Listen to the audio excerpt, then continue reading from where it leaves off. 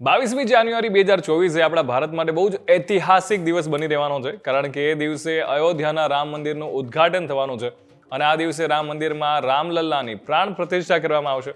હવે આ કાર્યક્રમને ભવ્યાતિ ભવ્ય બનાવવા માટે ફિલ્મ ઇન્ડસ્ટ્રીના ઘણા બધા સુપરસ્ટારને આમંત્રણ આપવામાં આવ્યું છે અને વાત કરું તો લગભગ 18થી પણ વધારે અત્યાર સુધીના નામ આવ્યા છે કે જેમાં હિન્દી ફિલ્મ ઇન્ડસ્ટ્રીના અમિતાભ બચ્ચન, માધુરી દીક્ષિત, અક્ષય કુમાર, અનુપમ ખેર, અરુણ ગોવિલ, દિગ્દર્શક રાજકુમાર હિરાની, સંજય લીલા ભંસાલી, રોહિત શેટ્ટી, રજનીકાંત, ચિરંજીવી, મોહનલાલ, ધનુષ, કાંતારા ફેમ રિષભ શેટ્ટીને પણ સાઉથ ઇન્ડસ્ટ્રી તરફથી આમંત્રણ આપવામાં આવ્યું છે.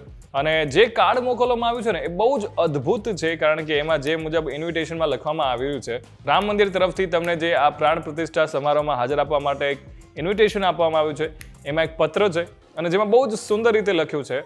તમે જાણતા હશો કે બહુ જ લાંબા સમય અને સંઘર્ષ બાદ રામ જન્મભૂમિ પર મંદિરનું નિર્માણ કાર્ય ચાલી રહ્યું છે. પોષ શુક્લ દ્વાદશી, વિક્રમ સંવત 2080, સોમવાર 22 જાન્યુઆરી 2024ના રોજ રામલલ્લાની નવી મૂર્તિને ગર્ભગૃહમાં અભિષેક કરવામાં આવશે અને અમારી પ્રબળ એવી ઈચ્છા છે કે તમે પણ આ શુભ અવસર પર અયોધ્યામાં જીવનના પવિત્રતાના સાક્ષી બનો. આ ઐતિહાસિક દિવસની ગરિમાને વધારવા માટે તમને હાર્દિક આમંત્રણ આપવામાં આવે છે અને એટલું પણ કહ્યું છે કે 21મી જાન્યુઆરીએ પહેલા અયોધ્યા પધારવામાં તમને વિનંતી છે અને તમે જેટલા વહેલા આવશો એટલી જ વધુ સગવડ મળશે. મોડા આવશો તો તમારે સમસ્યાનો સામનો કરવો પડી શકે છે. એટલે 23 જાન્યુઆરી 2024 પછી જ પાછા ફરવાની યોજના છે. અને આ પત્રના અંતમાં શ્રી રામ જન્મભૂમિ તીર્થ ક્ષેત્ર ટ્રસ્ટના મહાસચિવ ચંપત રાયના હસ્તાક્ષર પણ છે.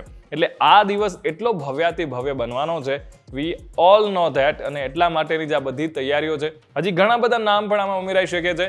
વધુ વિડીયો જોવા માટે તમે જોતા રહો વાઇબ્સ ઓફ ઇન્ડિયા.